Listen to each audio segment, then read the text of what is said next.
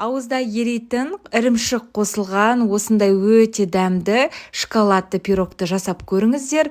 Ерекше дәмді болып шығады. Кеттік достар. Алдымен қамырын жасап аламыз. Ол үшін бір жұмыртқа қантты қосып, жақсылатып араластырамыз. Ұн, қопсытқыш какаоны екінші табаға қосып, араластырып, майлығы 70%-дан жоғары сары майды қосып, осылай жақсылатып барлығын үгітіп аламыз. Енді жұмыртқамызды салып, жұмсақ қамыр елеп 15 минутқа пакетке саламыз. Оған дейін салмасын жасаймыз. Ол үшін творог қажет болады, 20%-ді қаймақ, творожный сырды қосамыз.